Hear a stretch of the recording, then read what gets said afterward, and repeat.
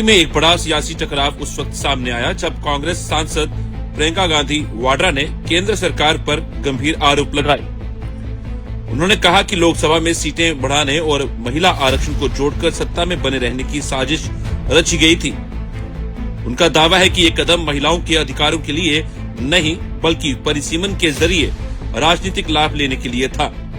इस पूरे घटनाक्रम ने संसद के भीतर और बाहर बहस को तेज कर दिया है, जहां दोनों पक्ष एक दूसरे पर आरोप प्रत्यारोप लगा रहे हैं। देखिए, जैसे मैंने कहा, देश की जनता जो है उसमें बहुत ही ज्यादा विवेक है। अगर इनको अभियान करना है पूरे देश भर में, खुलकर करें। लेकिन आज देश उस परिस्थिति में नहीं है जो 12 साल पहले था। और शायद कभी कभी ये होता है कि जब सत्ता बढ़ जाती है, लोग सच्चाई नहीं बताते हैं नेताओं को। तो इस पूरे ये जो पूरा पिछले 2-3 दिनों में हुआ, इससे कुछ हद तक ये भी दिख रहा है कि ये समझ नहीं पा रहे हैं कि आज भारत बदल गया है। भारत की जनता देख रही है, समझ रही है कि मीडिया बाजी, पीआर बाजी, ये बड़े बड़े अभियान, इतना सारा पैसा डाला जाता है इसमें, ये चल नहीं रहा है। ये अब चल नहीं रहा है।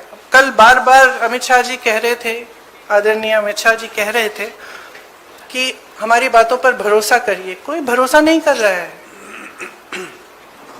असली पॉइंट तो ये है कि जनता का भरोसा उठ रहा है। तो आप जब कुछ कह रहे हैं तो उसको फेस वैल्यू पे जनता आज नहीं दे रही है। लोकसभा में संविधान संशोधन बिल, जिसमें सीटों की संख्या 543 से बढ़ाकर 850 करने का प्रस्ताव था, ये पारित नहीं हो सका। ये बिल आवश्यक 2/3 बहुमत हासिल करने में विफल रहा और 54 वोट से गिर गया। विपक्ष ने इसे लोकतंत्र की जीत बताया, जबकि सरकार ने इसे महिलाओं के अधिकारों के खिलाफ बताया। इस मुद्दे पर सत्ता पक्ष और विपक्ष के बीच तीखी बहस देखने को मिली, जिससे साफ है कि ये सिर्फ एक विधेयक नहीं बल्कि बड़े राजनीतिक समीकरणों से जुड़ा हुआ मामला है। महिला आरक्षण पर बताना चाहता हूँ। सबसे पहले 1992 में श्री नरसिम्हा राव 72 और 73 का संविधान संशोधन लेकर आए और माताओं बहनों को 33% आरक्षण पंचायत में देने का एक स्तुत्य काम नरसिम्हा राव जी ने करा। नरसिम्हा राव जी कांग्रेस के प्रधानमंत्री थे, मगर कांग्रेस ने कभी उनको स्वीकार नहीं किया कि वो हमारे प्रधानमंत्री। वहां तक मान्यवर संस्कार में किसी को जाने नहीं दिया था। इसके बाद 96 में देवगौड़ा जी प्रधानमंत्री बने और 81वां संशोधन विधेयक सितंबर 1996 में यहां पर रखा गया। वहां कुछ पार्टियों ने विरोध किया, मैं कहना नहीं चाहता हूं, मगर सब उछल पड़ेंगे। और एक कमेटी बनी, गीता मुखर्जी कमेटी। वो गीता मुखर्जी कमेटी को ये विधेयक दे दिया गया और जो आज उनकी दरखास्त है कि समिति को दे दो, और गीता मुखर्जी समिति की रिपोर्ट आई, तब तक 11वीं लोकसभा का विघटन हो गया और बिल लैप्स हो गया। फिर 98 में 84वां संशोधन आया। कुछ पार्टियों ने फिर से, पार्टियां बदली नहीं है, वही पार्टियां विरोध करती रही। वो विरोध किया, बिल को सदन में प्रस्तुत करने की जैसी स्थिति भी नहीं रही और 12वीं लोकसभा के विघटन पर वो बिल लैप्स हो गया।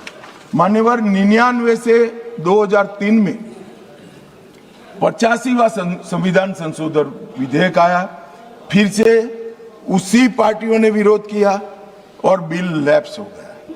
8 से 14 में 108 का संविधान संशोधन विधेयक मनमोहन सिंह जी लेकर आए और राज्यसभा में प्रस्तुत किया। राज्यसभा में बिल पारित भी हुआ, मगर लोकसभा का दरवाजा कभी वो बिल ने देखा नहीं। और किसने विरोध किया? उसी लोगों ने विरोध किया। बीजेपी ने इस बिल का कभी विरोध नहीं किया। ये रिकॉर्ड में क्लियर करना चाहता हूं। मान्यवर, जब ये लोकसभा में आया तब सरकार को समर्थन देने वाली पार्टियों ने इसका विरोध किया। मानो अभी कांग्रेस पार्टी कर रही तो हम नहीं समझा सकते, मगर भला लल्लन सिंह जी कैसे विरोध करेंगे? ये तो हमारे साथ है, ये तो बिल का समर्थन करेंगे।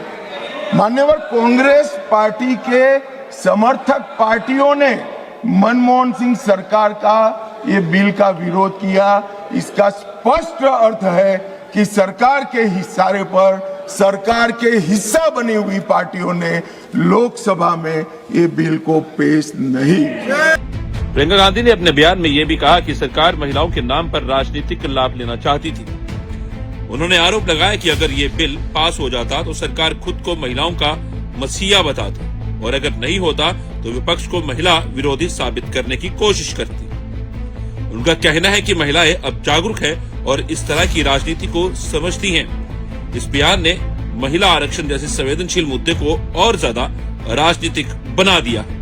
वहीं सरकार की ओर से किरण रिजिजू और अन्य नेताओं ने विपक्ष पर तीखा हमला बोला है। उनका कहना है कि ये विधेयक महिलाओं को संसद और विधानसभाओं में प्रतिनिधित्व देने के लिए था और इसका विरोध करना महिलाओं के अधिकारों के खिलाफ है। सरकार ने इसे काला दिन बताते हुए कहा कि विपक्ष को देश की महिलाओं के गुस्से का सामना करना पड़ेगा। इससे ये साफ हो गया है कि ये मुद्दा अब सिर्फ संसद तक सीमित नहीं रहेगा बल्कि सड़कों तक जाएगा। इस पूरे विवाद के बीच एक बात साफ है कि महिला आरक्षण और परिसीमन जैसे अहम मुद्दे अब राजनीति के केंद्र में आ चुके हैं। जहां एक ओर प्रियंका गांधी वाड्रा पुराना महिला आरक्षण बिल लाने की मांग कर रही है, वही सरकार अपने रुख पर कायम है। आने वाले समय में यह देखना दिलचस्प होगा कि क्या दोनों पक्ष किसी सहमति पर पहुंचेंगे या ये टकराव और बढ़ता चला जाएगा। फिलहाल ये मुद्दा देश की राजनीति में एक बड़ा चुनावी और सामाजिक एजेंडा बन चुका है।